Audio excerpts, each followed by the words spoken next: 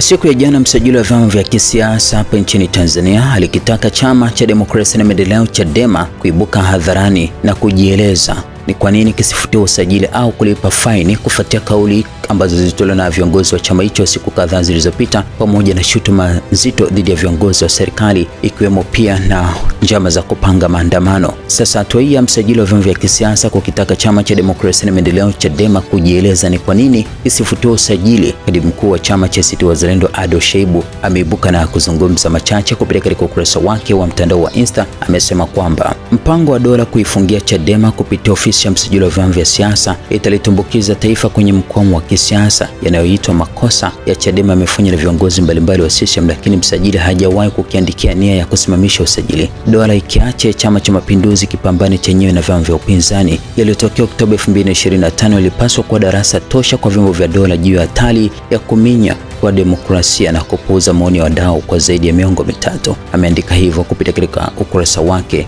wa mtandao wa Insta kuhusiana na kile ambacho kimeelezwa na msajili wa vyama vya kisiasa dhidi ya Chama cha Demokrasia na Maendeleo Chadema. Na kwa ufupi, katika barua hizo ambazo zilitumwa kwenda kwa Chama cha Demokrasia na Maendeleo Chadema, msajili wa vyama vya kisiasa alieleza yafuatayo: kuwasilisha maelezo kuhusu kukiuka masharti ya sheria ya vyama vya siasa katika shughuli za chama chenu. Ofisi ya msajili wa vyama vya siasa inatumia fursa hii kuwataka Chadema kuwasilisha maelezo kuhusu utekelezaji wa masharti ya sheria ya vyama vya siasa katika shughuli za chama chenu. Ofisi imeamua kufanya hivi kutokana na matukio kadhaa ya ukiukwaji wa sheria ya vyama vya siasa. Hivyo, kwa mujibu wa kifungu cha 7 cha sheria ya vyama vya siasa, kifungu cha 39 kifungu kidogo cha pili A cha sheria ya vyama vya siasa kama ilivyorekebishwa na kifungu cha 19 cha sheria namba 3 ya mwaka 2024, na kwa mujibu wa kifungu cha 45 cha sheria namba 3 ya mwaka 2024, msajili wa vyama vya siasa anawataka Chadema wasilishe maelezo kueleza kwa nini usajili wa chama chenu usisimamishwe au chama chenu kutozwa faini kwa kukiuka masharti ya sheria ya vyama vya siasa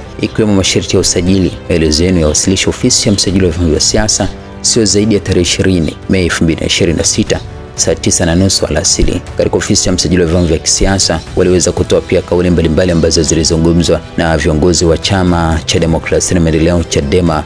akiwemo John Heche pamoja na viongozi wa chama hicho siku kadhaa zilizopita. Kuainisha hapa, wamesema kwamba kamati kuu imebaini kuwa licha kuwepo kwa kauli za kutoka kwa Samia Suluhu Hassan na viongozi wa CCM juu ya ushirika wao katika kuamrisha kupigwa kwa risasi kwa waandamanaji halali wa demokrasia mnamo tarehe 29 Oktoba 2025 na utawala wa sheria katika nchi yetu umeporomoka na kilichopo sasa ni ubabe tu, kuficha ukweli, kuliogesha matukio mabaya yaliyofanywa na Samia na jeshi la polisi na vikosi vingine vya usalama, hata unaodaiwa kuwa mamluki kutoka nje ambao walifika na kuwa watu kwa maelfu na si mamia yanayotajwa na tume hiyo haramu na batili. Tume hiyo haramu ya Chandi ilijigeuza kwa kitengo cha propaganda na CCM na Samia Suluhu Hassan, kwani ilichokisema hakina mantiki na ni kejeli. Na Samia Suluhu Hassan alipotimiza nia yake ya kutoa madaraka kwa nguvu na kuapishwa huko Dodoma, Samia Suluhu Hassan hata kwa madaraka ya urais wa wizi na haramu iliyojiapishwa kwa mabavu, na ni polisi, watu wa usalama, askari wa KMKM na askari waliokuwa wakizungumza lugha ya Kiingereza yenye lafudhi ya lugha za Uganda ndio walikuwa mitaani